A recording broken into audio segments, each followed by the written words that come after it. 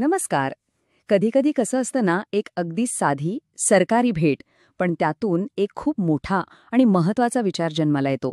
आज आपण बोलणार आहोत अशाच एका भेटीबद्दल, जिथे प्रवेश आणि परीक्षेसारख्या नेहमीच्या विषयांवरून चर्चा थेट शिक्षण क्षेत्राच्या मूळ गाभ्यापर्यंत पोहोचली. आणि तो गाभा म्हणजे पत किंवा विश्वासार्हता. चला तर मग पाहूया या साध्या भेटीतून एवढा मोठा विचार कसा समोर आला. तर गोष्ट आहे 1 सप्टेंबर 2025ची. पुणे बोर्डाचे विभागीय अध्यक्ष श्री औदुंबर उकिरडे बार्शीच्या श्रीमान भाऊसाहेब झाडबुके महाविद्यालयात आले होते. त्यांचा उद्देश तसा सरळ होता. 11वीच्या ऑनलाईन प्रवेशातल्या अडचणी आणि येणाऱ्या 12वीच्या परीक्षेची तयारी यावर चर्चा करायची होती. सगळ्या कसं रुटीन वाटत होतं.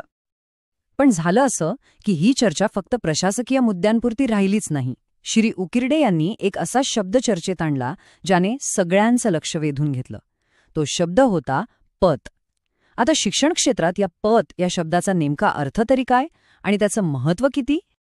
म्हणजे बघा, ही भेट फक्त एक फॉर्मॅलिटी म्हणून नाही राहिली, ती एक प्रॉपर गायडन्स सेशन बनली. इथे प्रशासकीय कामाच्या पलीकडे जाऊन शिक्षण क्षेत्राच्या खऱ्या आव्हानांवर चर्चा झाली. कागदपत्रांपेक्षा संस्थेच्या आत्म्याबद्दल बोलणं झालं. चला तर मग या भेटीत नेमकं काय काय घडलं हे सविस्तरपणे पाहूया.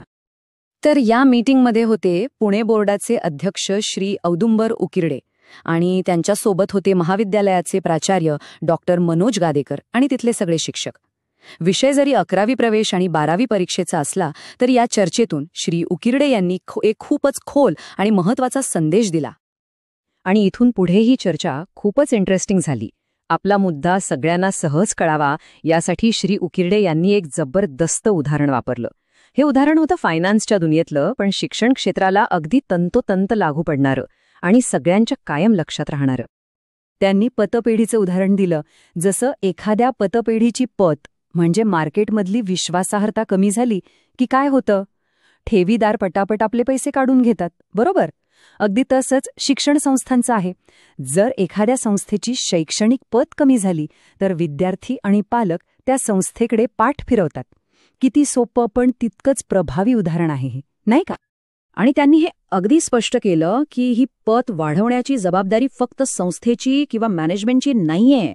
नाही, तर प्रत्येक शिक्षकाची आहे. अगदी वैयक्तिक पातळीवर सगळ्यांनी मिळून प्रयत्न केले तरच संस्थेची पत वाढवू शकते. ओके, मग साहजिकच प्रश्न येतो की ही पत वाढवायची कशी? नुसती समस्या सांगून श्री उकिरडे थांबले नाहीत. त्यांनी यावर एक ठोस उपाय पण सांगितला. त्यांनी गुणवत्ता वाढवण्यासाठी एक सोपी पण अत्यंत प्रभावी अशी त्रिसूत्री सांगितली. आणि ही त्रिसूत्री कोणत्याही शिक्षण संस्थेला लागू होऊ शकते. तर काय आहे ही त्रिसूत्री? पहिला पॉइंट, मार्केटिंग आणि पब्लिसिटी. आपलं चांगलं काम लोकांपर्यंत पोहोचायलाच हवं. दुसरा आणि सगळ्यात महत्त्वाचा पॉइंट, क्वालिटी इम्प्रूव्हमेंट. कारण नुसती जाहिरात करून काय उपयोग जर क्वालिटीच नसेल तर. आणि तिसरा, या क्वालिटीला विद्यार्थ्यांपर्यंत पोहोचवण्यासाठी शिक्षण आकर्षक बनवणं. बघा, हे तिन्ही मुद्दे कसे एकमेकांशी घट्ट जोडलेले आहेत. आता हा जो तिसरा मुद्दा आहे ना, शिक्षण आकर्षक बनवणं, तो खूपच महत्त्वाचा आहे.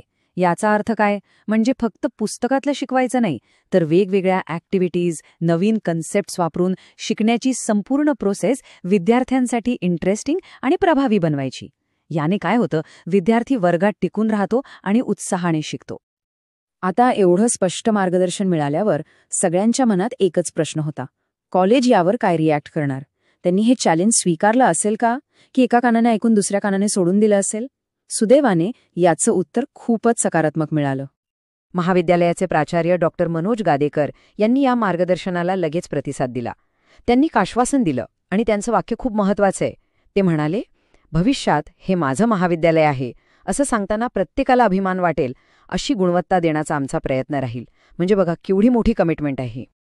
त्यांनी पुढे हेही सांगितलं की मॅनेजमेंट आणि सगळे शिक्षक मिळून क्वालिटी सुधारण्यासाठी वचनबद्ध आहेत.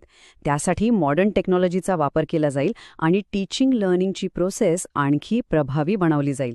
म्हणजे फक्त मार्गदर्शन ऐकून घेतलं नाही, तर त्यावर ॲक्शन घेण्याची गॅरंटीज दिली गेली.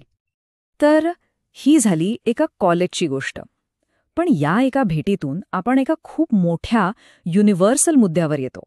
तो म्हणजे संपूर्ण शिक्षण क्षेत्रात या पत किंवा विश्वासार्हतेचं महत्त्व काय आहे आणि आजच्या काळात ती टिकवणं इतकं गरजेचं का झालं आहे? कारण हे फक्त ॲडमिशनची संख्या वाढवण्यापुरतं नाहीये. पत म्हणजे विश्वास, ट्रस्ट, जो विद्यार्थी, पालक आणि समाज एका शिक्षण संस्थेवर ठेवतो.